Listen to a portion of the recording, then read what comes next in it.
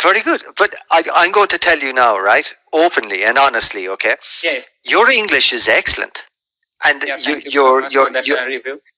Yeah, and your accent, the way you speak, the way your tone of your accent is very good. The speed is very good.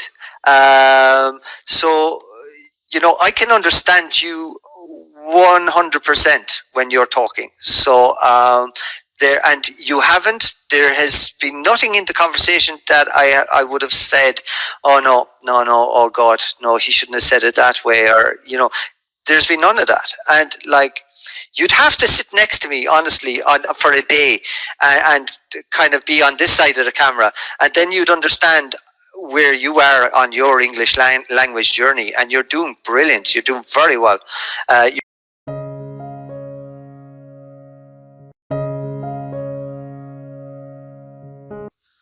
Hi. Islam. How about you? My name is Denis. Rakib. Okay. Yes, Rakib. Nice. And it's nice to meet you. Nice to meet you. My name is Denis.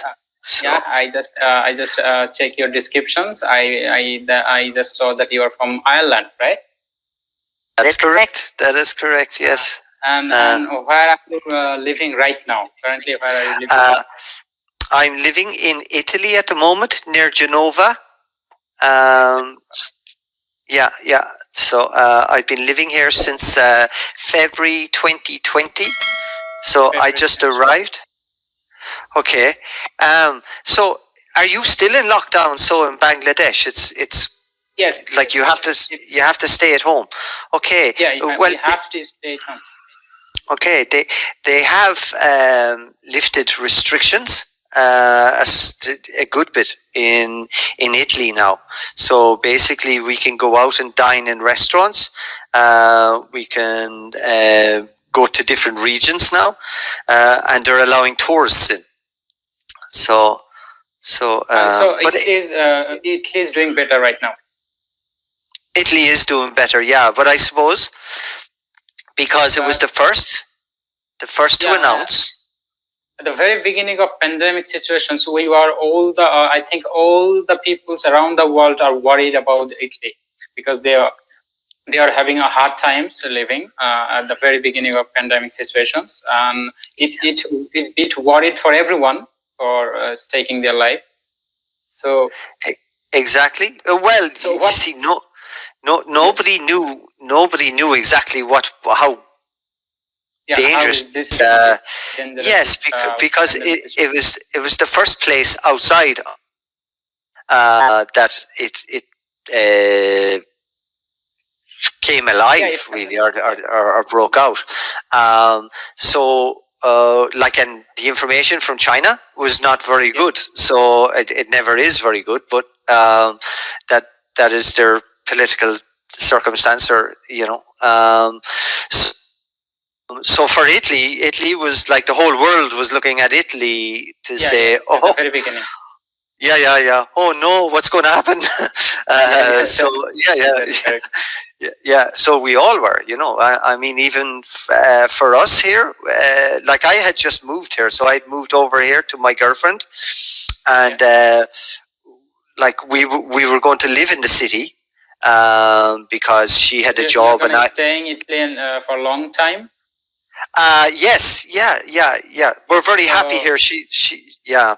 So, but so we said, let's get out of the city. Let's go, because we have a house out the country.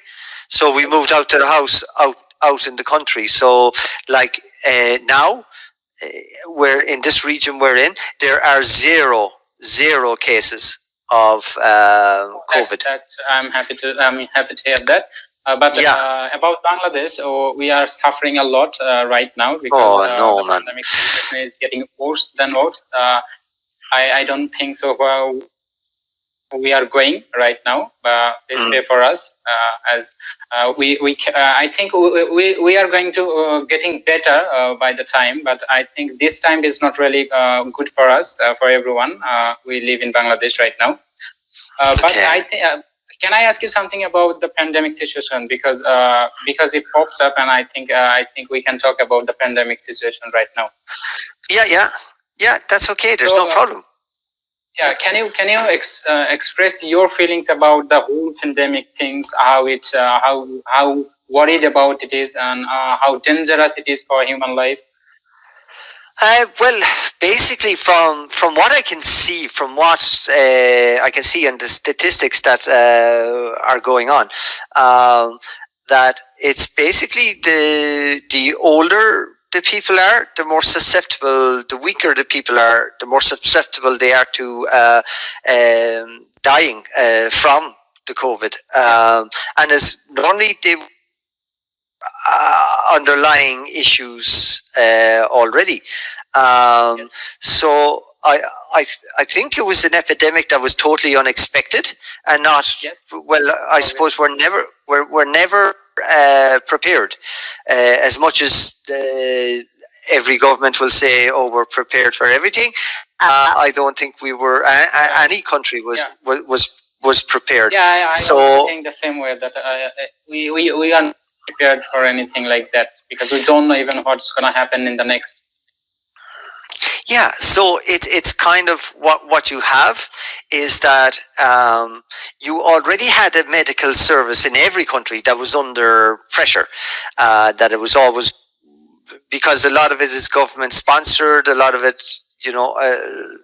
Yeah, a lot of other countries helping us. I know that a lot of other countries help those countries who needed help at that time when they were having hard times handling situations of pandemic.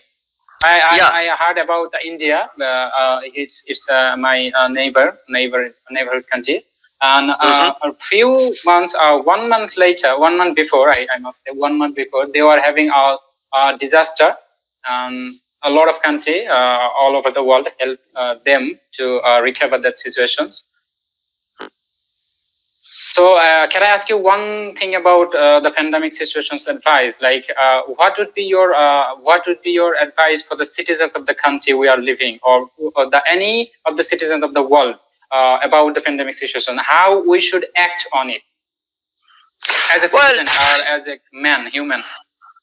Well, basically, I would say just go by the guidelines that you're given.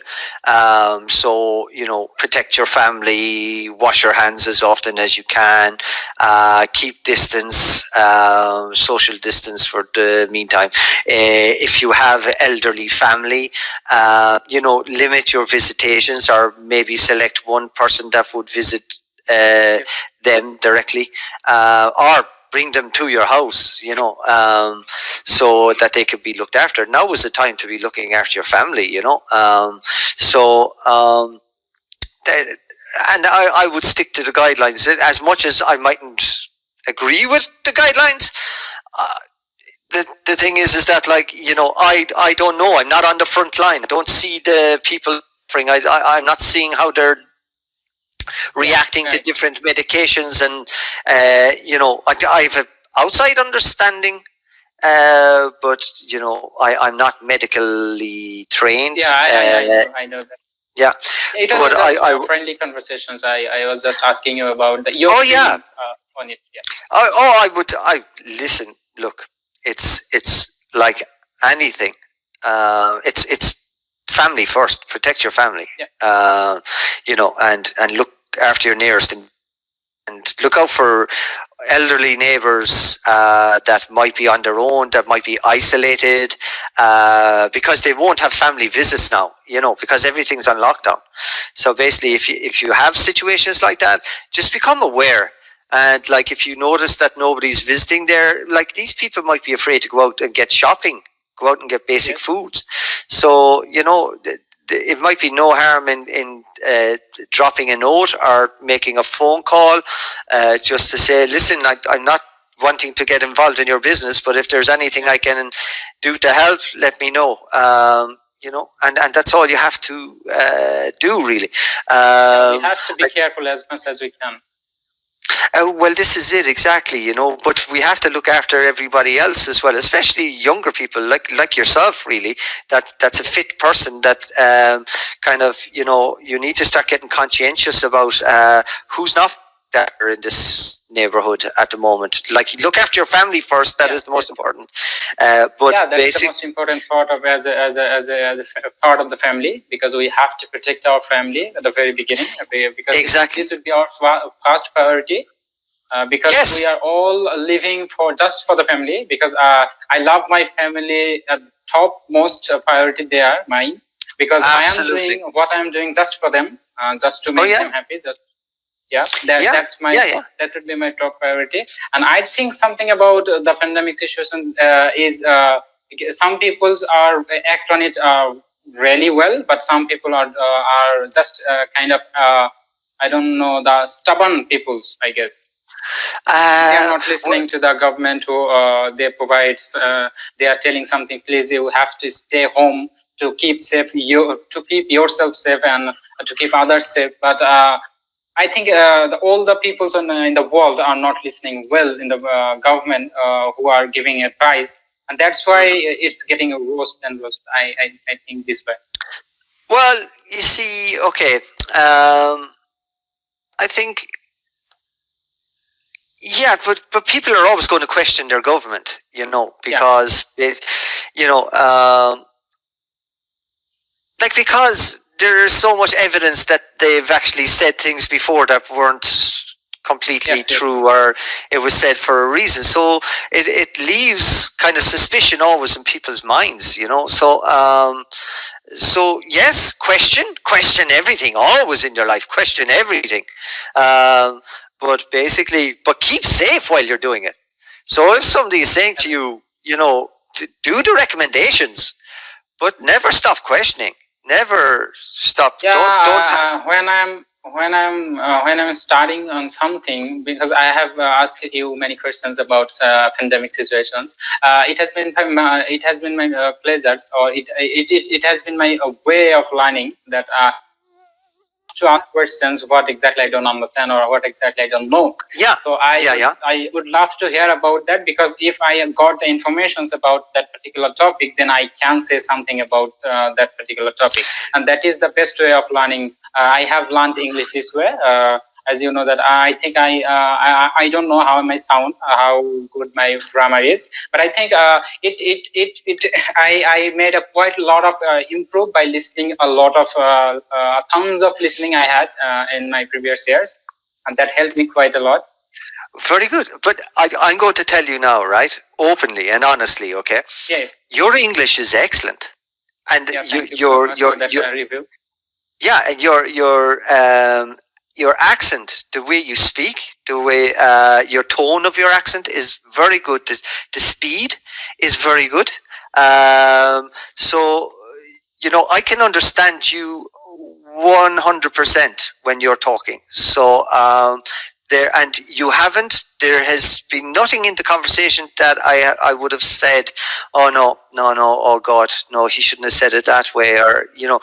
There's been none of that. And like, you'd have to sit next to me, honestly, for a day and kind of be on this side of the camera, and then you'd understand where you are on your English language journey. And you're doing brilliant. You're doing very well.